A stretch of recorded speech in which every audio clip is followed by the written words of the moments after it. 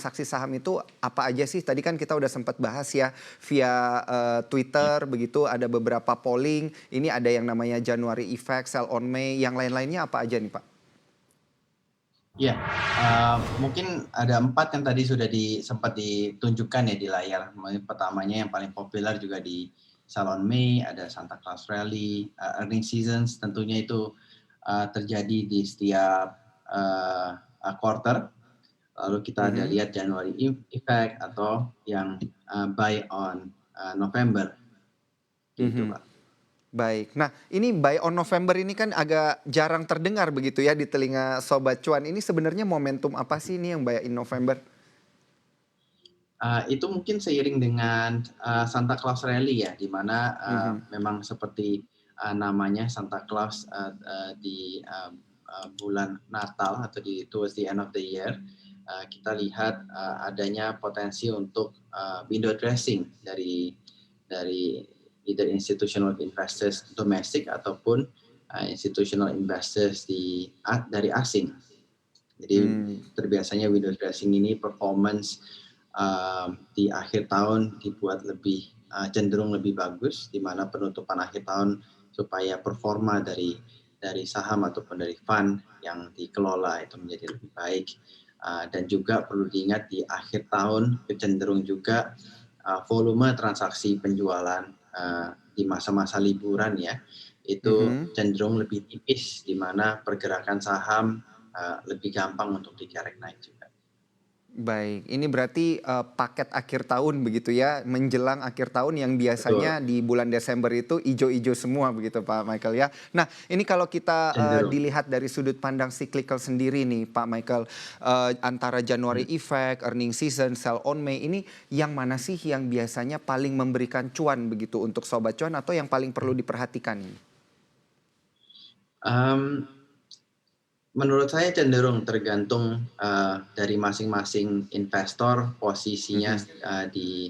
eee, pada suatu saham, apakah sudah ada atau belum. Contohnya jika belum mempunyai posisi di saham tentunya sesuatu waktu yang tepat, yaitu waktu sell on May, di mana harga indeks atau harga sahamnya cenderung sudah sedikit terkoreksi dan bisa Mhm. untuk collect dari investor-investor tersebut. Ataupun waktu setelah rally di bulan Juni sampai dengan September, ataupun di bulan Desember dengan Santa Claus Rally, ataupun di Januari, ini merupakan suatu saat yang tepat untuk investor mungkin trim down atau mengurangi posisi. Tentunya itu juga tergantung dari karakter-karakter investor, apakah eee, investasi berjangka waktu yang pendek ataupun yang panjang, di mana mungkin Mhm. investor yang jangka waktu panjang pun tidak terlalu sebenarnya melihat kalender-kalender tersebut, karena ini kan memang jangka waktu investasi yang hanya dalam waktu beberapa bulan saja, Mhm, gitu. baik. Nah, Pak Michael, ini kan kita sekarang ada di awal bulan Maret nih. Kalau kita lihat secara kuartalan berarti kita menuju akhir kuartal 1. Nah, ini apakah kita masih, berada pada momen cyclical January effect ini atau ada momen tersendiri nih? Khususnya kan karena kita katanya lagi fase pemulihan ekonomi 2021. Betul, betul. Memang tahun lalu dan tahun ini pun itu merupakan tahun yang extraordinary ya, Pak. Kita adanya Mhm. pandemi Covid, kita baru memang mulai untuk recover dari segi ekonomi pun, aktivitas ekonomi baru mulai sedikit-sedikit berjalan. Mmm, Jadinya yang saya takutkan historical trends yang memang kita selalu dari tadi kita analisa, Mhm. itu tidak bisa menjadi patokan 100% pada masa sekarang ini. Mhm. Tapi, contohnya lagi tadi juga sempat dibahas juga waktu program yang sebelumnya, indeks kita rally sudah cukup tinggi. Pada saat ini sekarang sudah mendekati Mhm. level 6.300, di mana itu level yang mendekati level akhir tahun 2019 sebelum adanya Covid.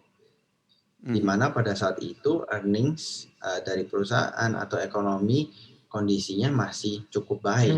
Mhm. Pada kuartal tahun ini pun kita ataupun dari segi pemerintah pun masih mengestimasikan GDP growth atau ekonomi itu hanya pertumbuhannya flat atau 0% di kuartal 1, di mana Mhm. kuartal 2 semoga adanya